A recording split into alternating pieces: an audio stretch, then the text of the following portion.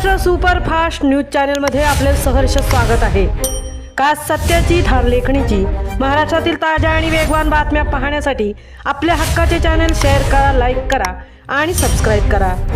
चिंचोटी ग्रामपंचायतीतील जलजीवन मिशनच्या कथित गैरव्यवहाराला संरक्षण, गटविकास अधिकाऱ्यांना सह आरोपी करण्याचा इशारा। चिंचोटी ग्रामपंचायतीतील जलजीवन मिशन योजनेतील कथित गैरव्यवहाराचे प्रकरण आता अधिकच गंभीर वळणावर पोहोचले असून चौकशीतील कथित दिरंगाईमुळे प्रशासनाच्या भूमिकेवरच प्रश्नचिन्ह निर्माण झाले आहेत। शासकीय निधीच्या कथित गैरवापराबाबत जिल्हा परिषदेच्या मुख्य कार्यकारी अधिकाऱ्यांकडे लेखी तक्रार करून 2 महिने उलटले तरी रेवदंडा पोलिसांनी चौकशीसाठी प्रकरण अलिबाग पंचायत समितीच्या गटविकास अधिकाऱ्यांकडे वर्ग करूनही महिनाभर कोणतीही ठोस कारवाई झालेली नसल्याचा गंभीर आरोप तक्रारदार ॲडव्होकेट राकेश नारायण पाटील यांनी केला आहे। या पार्श्वभूमीवर ॲडव्होकेट पाटील यांनी थेट गटविकास अधिकाऱ्यांनाच कारणे दाखवा नोटीस बजावत या प्रकरणात आपणास सहआरोपी का करू नये असा थेट सवाल उपस्थित केला आहे। त्यामुळे जलजीवन मिशन योजनेतील कथित घोटाळ्यांपेक्षा आता चौकशी यंत्रणांच्या भूमिकेची चर्चा अधिक रंगू लागली आहे। तक्रारीनुसार चिंचोटी ग्रामपंचायतीमार्फत राबवण्यात आलेल्या जलजीवन मिशनसाठी या योजनेसाठी मंजूर झालेल्या निधीमध्ये सरपंच, ग्रामसेवक आणि संबंधित ठेकेदार यांनी संगनमताने आर्थिक व प्रशासकीय गैरव्यवहार केल्याचा आरोप करण्यात आला आहे। खोटी कागदपत्रे तयार करणे, शासकीय निधीचा कथित गैरवापर करणे तसेच शासन व यंत्रणांची दिशाभूल करणे अशा गंभीर आरोपांसह ॲडव्होकेट पाटील यांनी 19 जून 2026 रोजी रायगड जिल्हा पोलीस अधीक्षकांकडे तक्रार दाखल केली होती। त्यानंतर रेवदंडा पोलिसांनी 16 जुलै 2026 रोजी सदर प्रकरणाची चौकशी करून आवश्यक ती कारवाई व अभिप्राय सादर करण्यासाठी अलिबाग पंचायत समितीच्या गटविकास अधिकाऱ्यांकडे वर्ग केले। मात्र 1 महिना उलटूनही चौकशीला अपेक्षित गती मिळालेली नसल्याचा आरोप तक्रारदारांनी केला आहे।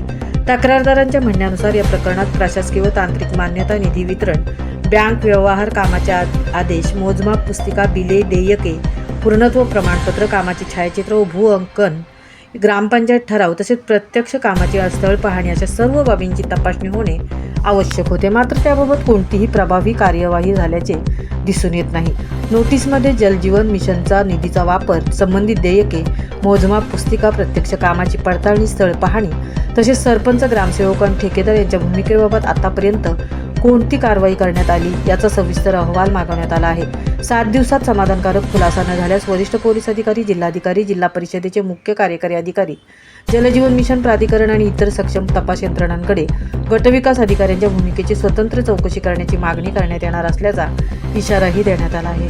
दरम्यान चौकशी रखडल्याने अनेक प्रश्न उपस्थित होत आहेत। संबंधितांना अभय दिले जात आहे का? कागदपत्रांमध्ये फेरफार करण्यासाठी वेळ दिला जात आहे का? कथित गैरव्यवहार झाकण्याचा प्रयत्न सुरू आहे का? अशा प्रश्नांची उत्तरे प्रशासनाला द्यावी लागणार असल्याचे तक्रारदारांचे म्हणणे आहे। चिंचोटीतील जलजीवन मिशन घोटाळ्याची तक्रार करून 2 महिने उलटले तरी पोलिसांनी प्रकरण वर्ग करूनही कारवाई होत नाही। त्यामुळे संबंधितांना जाणीवपूर्वक संरक्षण दिले जात असल्याचा संशय निर्माण होत आहे। म्हणूनच गटविकास अधिकाऱ्यांना सहआरोपी का करू नये याबाबत नोटीस देण्यात आली आहे, असे ॲडव्होकेट राकेश पाटील यांनी स्पष्ट केले। याबाबत प्रतिक्रिया देताना गटविकास अधिकारी शर्मिला पाटील पिंगळे म्हणाल्या, जलजीवन मिशन योजना जिल्हा परिषदेच्या माध्यमातून राबवली जाते। याबाबत सध्या काहीही सांगता येणार नाही। संबंधित प्रकरणाची अधिक माहिती घेतल्यानंतर बोलणे उचित ठरेल। आता या प्रकरणात प्रशासन चौकशीला वेग देते की दिरंगाईची साखळी कायम राहते याकडे संपूर्ण रायगड जिल्ह्याचे लक्ष लागले आहे। महाराष्ट्र सुपरफास्टसाठी निलेश फुंडे, तृप्ती भोईर, अलिबाग।